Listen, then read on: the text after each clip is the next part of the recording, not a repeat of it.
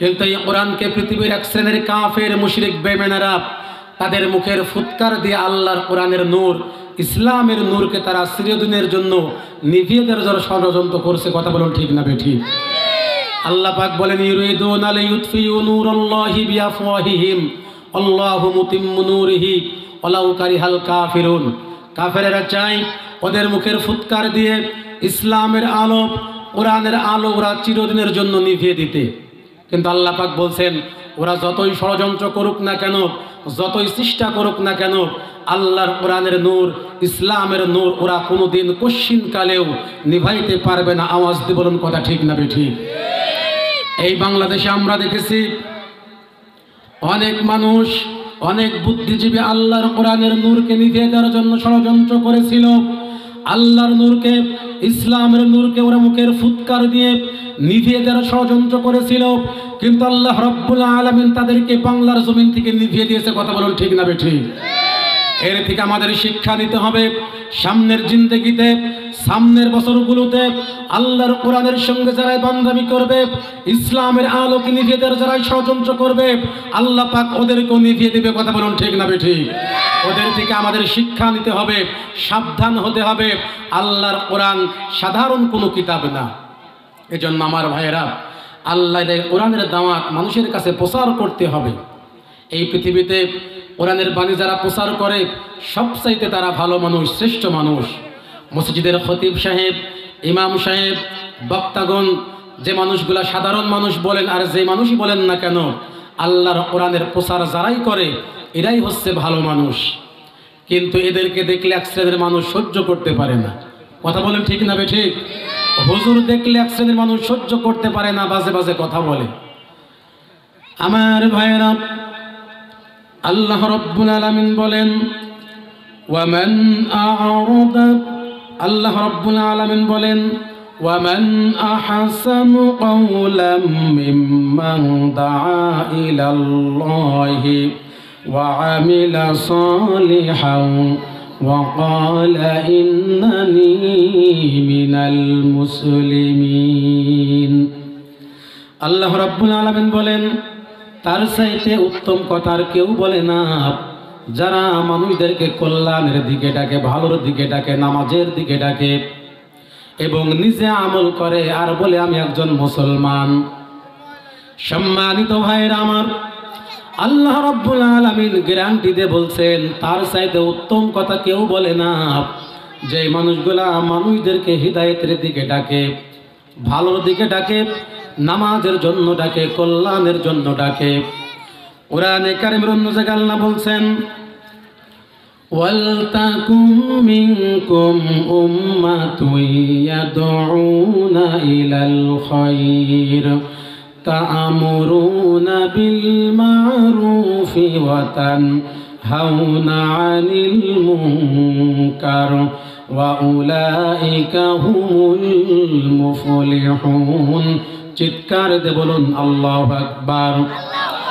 আল্লাহ রাব্বুল আলামিন বলেন, তোমাদের ভিতরে এমন একটা দল থাকা লাগবে যে দলটা মানুষদেরকে কল্যাণের দিকে ডাকবে। আমরা অনেকে বলে থাকি হুজুররা কেন রাজনীতি করে, কেন দল করে? আল্লাহ পাক নিজেই বলছেন তোমাদের ভিতরে এমন একটা দল থাকা লাগবে যে দলের কাজ হবে মানুষদেরকে কল্যাণের দিকে ডাকা, কল্যাণের দিকে আহ্বান করা। তা'মুরুনা বিল মা'রুফি ওয়া তানহাউনা আনিল মুনকার। তোমাদের দুইটা কাজ থাকবে, এক নম্বর সৎ কাজের আদেশ করা লাগবে, দুই নম্বর অসৎ কাজের নিষেধ করা লাগবে, বাধা দেওয়া লাগবে। কথা বলুন ঠিক কিনা? এই দুইটি কাজ যদি তোমরা করতে পারো তোমরাই হবে সফল কাম। তাহলে কোরআন থেকে আমরা বুঝলাম আল্লাহর দর করতে হলে দুইটা কাজ করা লাগবে। কয়টা কাজ? সবাই বলেন। দুইটা কাজ করা লাগবে। এক নম্বর সৎ কাজের আদেশ দেওয়া লাগবে, অসৎ কাজের নিষেধ করা লাগবে। দুঃখজনক হলেও সত্য, আমাদের বাংলাদেশে অনেক দল আছে যে দলগুলা মানুষদেরকে কল্যাণের দিকে ডাকে না, মানুষদেরকে ভালোর দিকে ডাকে না, বস্তা পচা আইনের দিকে ডাকে, অসৎ কাজের নিষেধ করে না, বরং অসৎ কাজ, অশ্লীল কাজ বেশি বেশি করে করে। কথা বলুন ঠিক কিনা? আপনি যেই দলই করেন না কেন, আপনার দলের ভিতরে যদি ইসলাম না থাকে, وَمَن يَبْتَغِي غَيْرَ الْإِسْلَامِ دِينًا فَلَن يُقْبَلَ مِنْهُ وَهُوَ فِي الْآخِرَةِ مِنَ الْخَاسِرِينَ। ইসলাম ছাড়া যদি আপনি তন্ত্রমন্ত্র করেন, ব্যবসা বাণিজ্য, রাজনীতি, আপনি যাই করেন না কেন, তার ভিতরে যদি ইসলাম না থাকে, তাহলে আপনার নামাজ কবুল হবে না, রোজাও কবুল হবে না। ফালা ইয়াকবালা মিন, কোশ্চিন কালেও কবুল হবে না। ওয়া হুয়া ফিল আখিরাতি মিনাল খাসিরিন, ওই মানুষগুলা ক্ষতিগ্রস্ত হয়ে যাবে। সকলেই বলি নাউজুবিল্লাহ। তাহলে দল করতে হলে কার দল করা লাগবে? আরো জোরে বলেন, কার দল? আল্লাহর দল করতে হলে দুইটা কাজ করা লাগবে। এক নম্বর সৎ কাজের আদেশ, দুই নম্বর অসৎ কাজের নিষেধ। এলাকার ভিতরে অশ্লীল কাজ হয়, বেহাপনা কাজ হয়, নামাজ নাই, রোজা নাই, গান বাজনার আসর আপনি দেখলেন। মসজিদ থেকে নামাজ পড়ে আসার পর আপনি ঘুমটাটা টেনে দিয়ে বললেন আস্তাগফিরুল্লাহ, আমার বলার কিছু নাই। আল্লাহ বলেন না, তুমি ইমানদার না। ইমানদার হতে হলে অবশ্যই অসৎ কাজে বাধা দেওয়া লাগবে। কথা কার? হাতের দ্বারা বাধা দেওয়া লাগবে। হাতে যদি আপনার ক্ষমতা থাকে, এই হাত দ্বারা বাধা দেওয়া লাগবে। এরপরে যদি জবানের শক্তি থাকে, বক্তব্যের দ্বারা আপনার বাধা দেওয়া লাগবে। এরপরে দুইটাই ক্ষমতা যদি আপনার না থাকে, আল্লাহর নবী বলেন অন্তরে অন্তরে ঘৃণা করা লাগবে। এইটাই হচ্ছে সবচাইতে দুর্বল ইমানদার। তাহলে এর থেকে আমরা বুঝলাম আল্লাহর দল করতে দুইটা কাজ করা লাগবে। কোরআনে কারিমের ভিতরে অন্য জায়গায় আল্লাহ পাক বলেন, কুনতুম খায়রা উম্মাতিন উখরিজাত লিন-নাস তা'মুরুনা বিল মা'রুফি ওয়া তানহাউনা 'আনিল মুনকার ওয়া তু'মিনুনা বিল্লাহ। আল্লাহ রাব্বুল আলামিন বলেন, তোমরাই শ্রেষ্ঠ জাতি, তোমাদেরকে শ্রেষ্ঠ উম্মত করে পাঠানো হয়েছে মানুষের কল্যাণের জন্য। কাদের কল্যাণের জন্য? মানুষের কল্যাণের জন্য। কাদের কল্যাণের জন্য? আল্লাহ রাব্বুল আলামিন এই পৃথিবীতে আমাদেরকে শ্রেষ্ঠ উম্মত করে পাঠিয়েছেন মানুষদের কল্যাণের জন্য, ভালোর জন্য। কিন্তু আমরা মানুষের ভালো চাই না। কে কাকে কত বাঁশ দিতে পারে চিন্তায় আছি। কথা বলুন, ঠিক না বেঠিক? আল্লাহ পাক বললেন, তোমরা যদি শ্রেষ্ঠ উম্মত দাবি করতে চাও, তাহলে মানুষের কল্যাণের জন্য তোমাদের পাঠিয়েছি। কিন্তু এই মানুষের উপরে জুলুম করে, অত্যাচার করে, জেলখানায় পাঠায়। কথা বলুন, ঠিক না বেঠিক? তাহলে আমাদেরকে আল্লাহ পাক শ্রেষ্ঠ উম্মত করে পাঠালেন মানুষের কল্যাণের জন্য। এরপরে আল্লাহ পাক বলেন, ওয়া তু'মিনুনা বিল্লাহ কুনতুম খায়রা উম্মাতিন উখরিজাত লিন-নাসি তা'মুরুনা বিল মা'রুফ ওয়া তানহাউনা 'আনিল মুনকার। আগের আয়াত পড়েছি, পরের আয়াত একটার সঙ্গে একটা রিলেটেড। আগের বার আল্লাহ পাক বলছেন সৎ কাজের আদেশ করো, অসৎ কাজে বাধা দাও। এখানেও আল্লাহ পাক বলছেন সৎ কাজের আদেশ করো, অসৎ কাজে বাধা দাও। এবং সৎ কাজের আদেশ, অসৎ কাজে বাধা দিতে যে আমার আপনার উপরে জুলুম আসতে পারে, হামলা মামলা আসতে পারে, জেল জরিমানা আসতে পারে। আল্লাহ পাক বলেন, ওয়া তু'মিনুনা বিল্লাহ, একমাত্র আমি আল্লাহর উপরে ভরসা করা লাগবে। কথা বলুন, ঠিক কিনা? তোমরা দাওয়াত দিতে থাকো, কে দাওয়াত কবুল করলো আর কে করলো না এটা তোমার দেখার দরকার নাই। এই কোরআনের দাওয়াত পাওয়ার পরে যারা মুখ ফিরিয়ে নেবে তাদের শাস্তি আমি আল্লাহ পাক দেব। কোরআনে কারিমে আল্লাহ পাক জানিয়েছেন, ওয়ামান আ'রাদা আন যিকরি ফাইন্না লাহু মাঈশাতান দনকা ওয়া নাহশুরুহু ইয়াওমাল কিয়ামাতি আ'মা। চিৎকার দিয়ে বলি আল্লাহু আকবার। আল্লাহ রাব্বুল আলামিন বলেন, আমার এই জিকির, মুফাসসিরগণ লিখেছেন জিকির শব্দের শাব্দিক অর্থ হচ্ছে কোরআন। এই কোরআন থেকে যারা মুখ ফিরিয়ে নেবে, আল্লাহ পাক বলছেন ওদের জীবনটাকে আমি আল্লাহ পাক দঙ্কা করে দেব, সংকীর্ণ করে দেব। ওদেরকে অপমানিত করব, লাঞ্ছিত করব, বঞ্চিত করব। ওর সন্তান ওর কথা শুনবে না, মেয়ে কথা শুনবে না, বেটার বউ কথা শুনবে না। দুনিয়াতে ওরা থাকবে হিরো, কিন্তু কোরআন থেকে মুখ ফিরে নেওয়ার কারণে আমি আল্লাহ পাক ওদেরকে জিরো বানিয়ে দেব। কথা বলুন ঠিক কিনা? সম্মানিত ভাইরা আমার, আমরা দেখেছি যেই মানুষগুলা কোরআনের পক্ষে ছিল, যে সমস্ত আলেম ওলামারা জেলখানায় বন্দী ছিল, আল্লামা মামুনুল হক, মুফতি আমির হামজা সহ বড় বড় তাফসিরগণ, মুফাসসিরগণ যখন জেলখানায় ছিল, জেলখানা থেকে বের হওয়ার পর ওদের সম্মান কমেছে না বেড়েছে? একটু জোরে বলেন, কমেছে না বেড়েছে? কারণ তারা কোরআনের পক্ষে ছিল।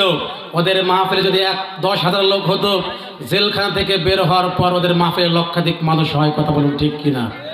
কিন্তু যেই মানুষগুলা কোরআন থেকে মুখ ফিরিয়ে নিয়েছে, ওই মানুষগুলা যখন জেলখানায় যায়, আদালতে যখন তাদের হাত কড়া পরানো হয়, মাজায় দড়ি পরানো হয়, বাংলার পাবলিক তাদের দিকে পচা ডিম ছুঁড়ে মারে। কথা বলুন ঠিক না বেঠিক?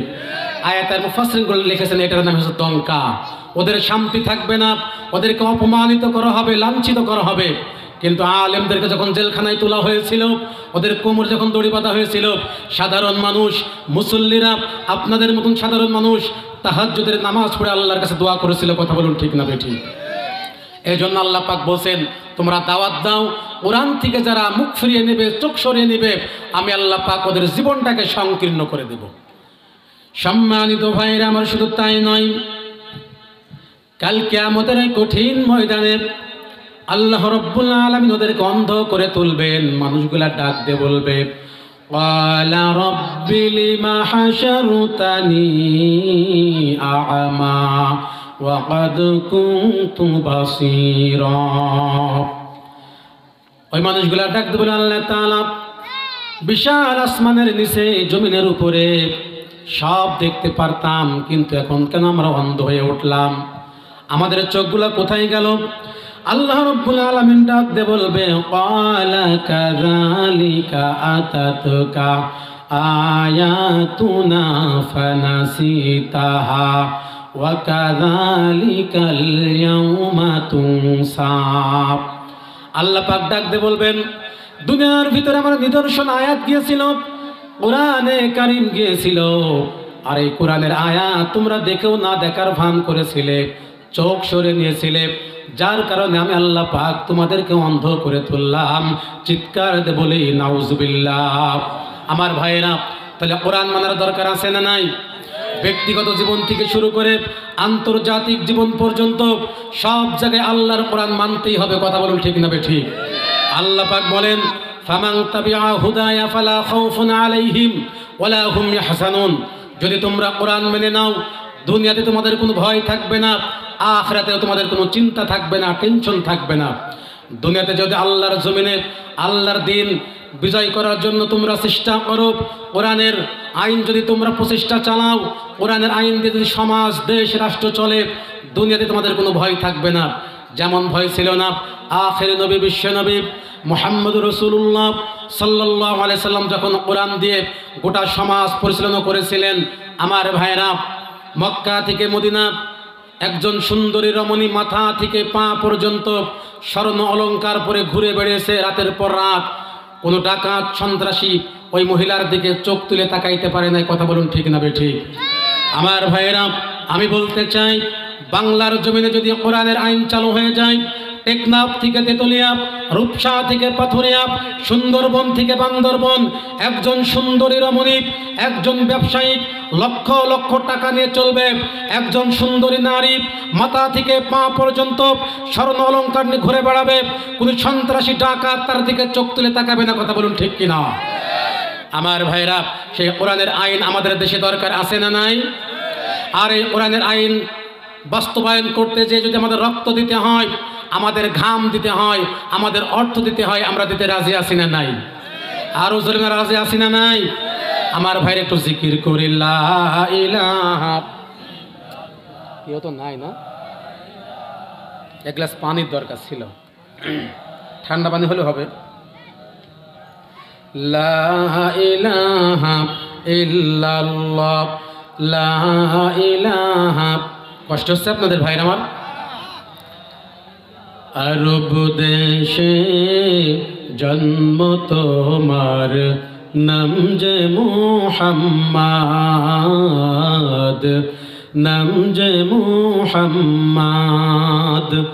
আরব দেশে জন্ম তোমার, নাম যে মুহাম্মদ। নামটি তোমার মধুমাখা, যাই কি কভু ভুলে থাকা। নামটি তোমার মধুমাখা,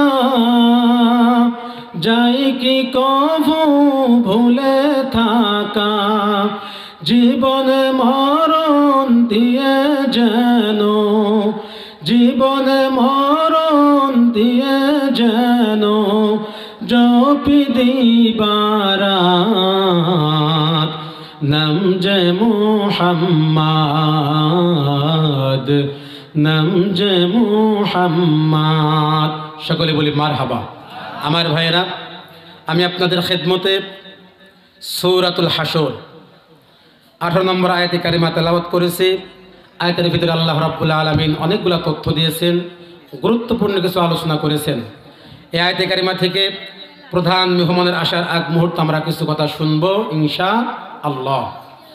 সকলে আমার সঙ্গে তেলাওয়াত করুন। আউযু বিল্লাহি মিনাশ শাইতানির রাজিম। বিসমিল্লাহির রাহমানির রাহিম। ইয়া আইয়ুহাল্লাযীনা আমানু তাকুল্লাহ ওয়াল তানজুর নাফসুম মা قدمت لغد واتقوا الله إن الله خبير بما تعملون। সকলেই বলি আল্লাহু আকবার।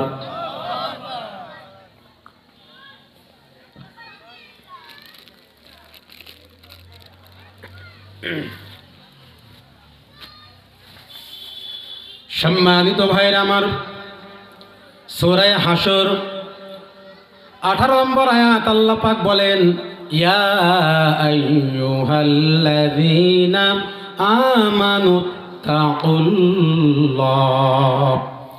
আল্লাহ রাব্বুল আলামিন বলেন, হে ঈমানদারেরা, তোমরা আমি আল্লাহকে ভয় করো। এই পৃথিবীর ইহুদি, খ্রিস্টান, বৌদ্ধ, নাসারা সকলকে মাইনাস করে দিয়েছেন। আল্লাহ পাক মুসলমানদেরকেও ডাক দেন নাই, শুধুমাত্র ইমানদারদেরকে ডাক দিয়েছেন, হে ইমানদারেরা, তোমরা আমি আল্লাহকে ভয় করো। সকলে বলুন তো, ভয় করা লাগবে কাকে? আরো জোরে বলেন, কাকে? ঈমান আনা এক জিনিস আর আল্লাহকে ভয় করা এক জিনিস।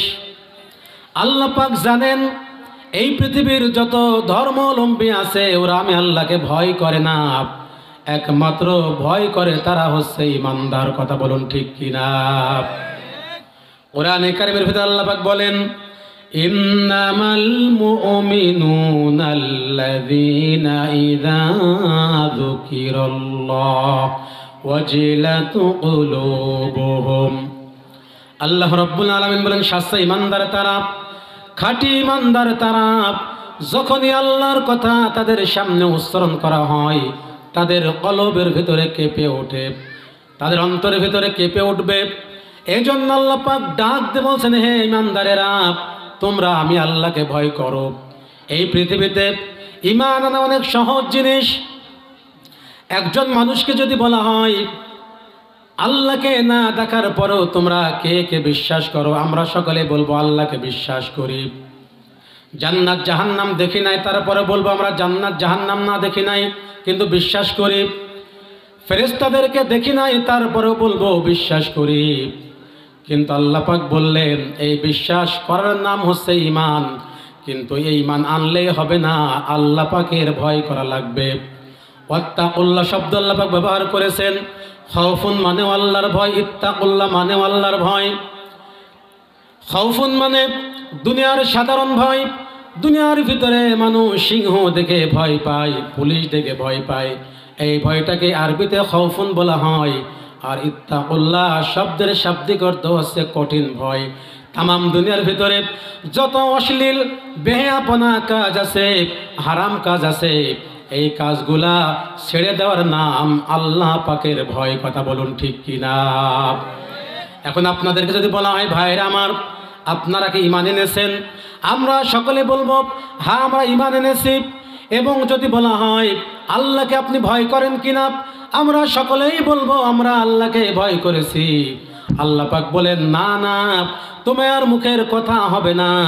আল্লাহ পাক বলেন আহাসিবান নাসু আইয়ুতরাকু আইয়াকুলু আমান্না ওয়া হুম লা ইফতানুন। আল্লাহ রাব্বুল আলামিন বলেন তোমরা মুখে বলবে আমরা ইমানদার, না না এটা মানি না। অনেক মানুষ বলবে আমরা ইমানদার, হে আল্লাহ আপনার প্রতি আমরা ঈমান এনেছি। আল্লাহ পাক বলবেন না, তোমার মুখের কথা হবে না। তোমরা যদি ইমানদার হও অবশ্যই আমি তোমাদেরকে পরীক্ষা করব। তোমাদের পরীক্ষা করা হবে। যার ইমানে যত পাওয়ার বেশি তার পরীক্ষা তত বেশি হবে। আপনি ঈমান এনেছেন, ঈমান আনার কারণে আপনার উপরে জুলুম আসতে পারে, আপনার নামে হামলা মামলা হতে পারে। কথা বলুন ঠিক কিনা? আল্লাহ পাক এই পরীক্ষাগুলা করবেন, আর পরীক্ষা না দিয়ে কখনো ইমানদার হওয়া যায় না। আমার ভাইরা, ঈমান আনলেই হবে না। আল্লাহ পাক বলেন হাসিবান নাসু আইয়ুতরাকু আইয়াকুলু আমান্না ওয়া হুম লা ইফতানুন। তোমরা মুখে বলবো আমরা ইমানদার, না না এটা আমি আল্লাহ পাক বিশ্বাস করি না, অবশ্যই আমি তোমাদের পরীক্ষা করব। নবী রাসূলদের পরীক্ষা করা হয়েছে, সাহাবা আজমাইনদের পরীক্ষা করা হয়েছে, আলেমদেরকে পরীক্ষা করা হয়েছে। তোমরাও যদি ইমানদার হও তোমাদের ইমানের পরীক্ষা দেওয়া লাগবে। কথা বলুন ঠিক না ঠিক? এমনিভাবে পরীক্ষা দিয়েছিলেন আল্লাহ নবীর একজন তরুণ সাহাবা হযরতে আব্দুল্লাহ ইবনে হুযাইফা। রোমের সঙ্গে যখন হযরত ওমর রাদিয়াল্লাহু তাআলা আনহুর সরাসরি যুদ্ধ হয়েছিল, তিনি যখন খলিফা নিযুক্ত হয়েছিলেন, রোমের বাদশা ডাক দিয়ে বলেছিলেন আমি শুনেছি মুসলমানদের ইমানের পাওয়ার নাকি অনেক বেশি, যুদ্ধে আমরা জিতি বা হারি, মুসলমানদেরকে গ্রেপ্তার করে নিয়ে আসবা, আমি দেখতে চাই ওদের ইমান কত বড়। আমার ভাইরা, মুসলমানদের সঙ্গে রোম সম্রাটের যুদ্ধ হয়ে গেল। রোম সৈন্যরা মুসলমানদেরকে গ্রেপ্তার করলেন। 12 জন সৈন্যকে গ্রেপ্তার করা হলো। গ্রেপ্তার করে রোম সাম্রাজ্যে নিয়ে আসা হলো। বাদশার কাছে খবর দেওয়া হলো, ও বাদশা আপনি বলেছিলেন মুসলমানদের গ্রেপ্তার করা লাগবে, আমরা তরুণ যুবকদেরকে গ্রেপ্তার করেছি। বাদশা এবার ওই জায়গায় উপস্থিত হলেন। 12 জন যুবককে ডাক দিয়ে বললেন, ও যুবকেরা, তোমাদের ভিতরে দলনেতাকে, তোমাদের আমিরকে আমার সামনে আসো। একজন যুবক হাত উঁচা করে বলল, আমি হচ্ছে দলের আমির, আমার নাম আব্দুল্লাহ ইবনে হুযাফা। আব্দুল্লাহ ইবনে হুযাফাকে বাদশা ডাক দিয়ে বললেন, বাদশা জানে একবারে যদি তাদেরকে হত্যা করে ফেলা হয় তাহলে আমি হেরে যাব, ওদের ঈমান কত বড় মজবুত আমি একটু পরীক্ষা করতে চাই। বাদশা এবার আব্দুল্লাহ ইবনে হুযাফাকে ডাক দিয়ে বললেন, ও আব্দুল্লাহ, তুমি যদি ঈমান ছাড়া হও আর খ্রিস্টান ধর্ম যদি গ্রহণ করে নাও তাহলে তোমাকে অনেক সম্পদ দেওয়া হবে, টাকা পয়সা দেওয়া হবে। আব্দুল্লাহ ইবনে হুযাফা বললেন, না না, একবার যখন ঈমান গ্রহণ করেছি, শুধু এই সম্পদ না, তামাম পৃথিবী যদি আমার নামে লিখে দেওয়া হয়, আমি আব্দুল্লাহ ইবনে হুযাফা ঈমান ছাড়তে রাজি নয়। চিৎকার দিয়ে বলি আল্লাহু আকবার। বাদশা এবারে ডাক দিয়ে বললেন, ঠিক আছে, আমার যে সাম্রাজ্য, আমার যে টাকা পয়সা, আমার যে দেশ, আমার যে রাজত্ব, এইটার অর্ধেক তোমার নামে লিখে দেওয়া হবে। শুধু তাই নয়, আমার একটা সুন্দরী রমণী মেয়ে আছে, তার সঙ্গে তোমার বিয়ে দেওয়া হবে। আর যদি বিয়ে করো, আমার মৃত্যুর পরে পুরা দেশ তোমার নামে লিখে দেওয়া হবে। ও আমার যুবক ভাইয়েরা, আমাদেরকে যদি এমন পরীক্ষার সম্মুখীন করা হতো, আমরা একবারেই হেরে যেতাম। আমরা বলতাম সম্পদের দরকার নাই, ওই সুন্দরী রমণীটা আমার কাছে নিয়ে আসো। কথা বলুন ঠিক না ঠিক? আমাদের দেশে অনেক যুবক আছে ইমানের পরীক্ষা দেয় না, প্রেমিকার জন্য পরীক্ষা দেয়। কথা বলুন ঠিক কিনা? প্রেমিকার জন্য হাত কেটে নাম লেখে এমন যুবক আছে না নেই? এমন যুবক আছে প্রেমিকার জন্য গলায় দড়ি দিয়ে মরে। কথা বলুন ঠিক কিনা? ট্রেনের নিচে চাপা পড়ে মরে। প্রেমিকা যদি বলে আমার জন্য জীবন দেওয়া লাগবে, অনেক প্রেমিক জীবন দিতে রাজি, কিন্তু এই জীবন দেওয়ার ভিতরে কোনো সফলতা নেই। জীবন যদি দিতে হয় একজনের জন্য দিতে হবে, বলেন তো তিনি কে? আব্দুল্লাহ ইবনে হুযায়ফাকে যখন প্রস্তাব দেওয়া হলো, আব্দুল্লাহ ইবনে হুযায়ফা শরীরের সমস্ত শক্তি উজাড় করে বলল, রোমের কুকুর শুনে নাও, শুনে নাও, তোমাকে আগেও বলেছি তামাম পৃথিবী সহ তোমার সুন্দরী রমণী যদি আমার নামে লিখে দেওয়া হয়, আমি ঘোষণা দিয়ে দিলাম জীবন দিতে রাজি, কিন্তু ঈমান দিতে রাজি না। বাদশা এবার বললেন এদেরকে হত্যা করা যাবে না। সৈন্যদেরকে অর্ডার করলেন এদেরকে জেলখানায় দিয়ে দাও, 3 দিন পর্যন্ত কোনো খাবার দেবা না, 3 দিন পর্যন্ত খাবার দেওয়া যাবে না। প্রথম রাত্রিতে একটা কাজ করবা, প্রথম রজনীতে এই ঘরের ভিতরে সুন্দরী একটা রমণী প্রবেশ করাবা। এই সুন্দরীরা নারী দিয়ে, সুন্দরীদের ফাঁদ দিয়ে তোমার তার ঈমান হরণ করা লাগবে। কারণ কোনো মানুষকে দুর্বল করতে হলে তার চরিত্রের ভিতরে কালি দেওয়া দরকার। কথা বলুন ঠিক কিনা? আব্দুল্লাহ ইবনে হুযায়ফা অন্ধকার কুটির ভিতরে বসে আছেন, একজন সুন্দরী রমণীকে টাকা দিয়ে, পয়সা দিয়ে হায়ার করে নিয়ে আসা হলো। যখনই সুন্দরী রমণীকে রুমের ভিতরে প্রবেশ করানো হলো, আব্দুল্লাহ ইবনে হুযায়ফা নামাজে দাঁড়িয়ে গেলেন, কারণ তিনি জানেন ইন্নাস সালাতা তানহা আনিল ফাহশাই ওয়াল মুনকার, নিশ্চয় নামাজ অশ্লীল বেহায়াপনা কাজ থেকে হেফাজত করে। সকলে বলুন কথা ঠিক কিনা? নামাজ মানুষদেরকে অশ্লীল বেহায়াপনা, সুদ খাওয়া, ঘুষ খাওয়া, মিথ্যা কথা বলা থেকে বাঁচিয়ে দেয়। আল্লাহ পাক ইন্না শব্দ ব্যবহার করেছেন, নিশ্চয় আল্লাহ পাক বলছেন, গ্যারান্টি দিয়ে বলছেন। এখন যে মানুষগুলা নামাজ পড়ার পরও মিথ্যা কথা বলে, সুদ খায়, ঘুষ খায়, এমন মানুষ আছে না নেই? তাহলে বোঝা গেল নামাজ পড়ার পরও যারা অবৈধ কাজ করে, ওই নামাজ মসজিদের ছাদের উপরে ওঠে না। কথা বলুন ঠিক কিনা? এমনও মুসল্লি আছে নামাজ পড়ার পর সুন্দর মতো মুনাজাত করলো, 2 রাকাত সুন্নত সহ আরো 4 রাকাত নফল নামাজ পড়ে। নামাজ পড়ার পরে আস্তে করে টুপিটা খুলে পকেটের ভেতরে ঢুকিয়ে চায়ের দোকানে, সিনেমার সামনে বসে যায়। কথা বলুন ঠিক কিনা? ও মুসল্লি, আল্লাহর কসম, ওই নামাজ যদি তোমাকে খারাপ কাজ থেকে হেফাজত করতে না পারে, ওই নামাজ তোমাকে আল্লাহর জান্নাতে ঢুকাইতে পারবে না। কথা বলুন ঠিক কিনা? আব্দুল্লাহ ইবনে হুযায়ফার চতুর্দিকে নারী ঘুরতেছে, ঘুরতে ঘুরতে নারী চিন্তায় পড়ে গেল, যুবতী চিন্তায় পড়ে গেল, এবার কেমন যুবক। কত যুবক আমাকে দেখার পরে হুঁশ থাকে না, বেহুশ হয়ে যায়, টাকা দিয়ে পয়সা দিয়ে টিকিট কেটে আমাকে দেখার জন্য লাইন ধরে দাঁড়িয়ে থাকে।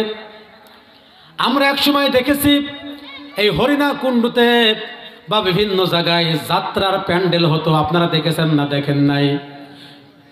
এক ঝাঁক ডানা কাটা পরে আসতো, যুবক বুড়ো ধুড়ো সব টাকা দিয়ে টিকিট কেটে বসে থাকতো। কথা কন ঠিক না বেঠিক?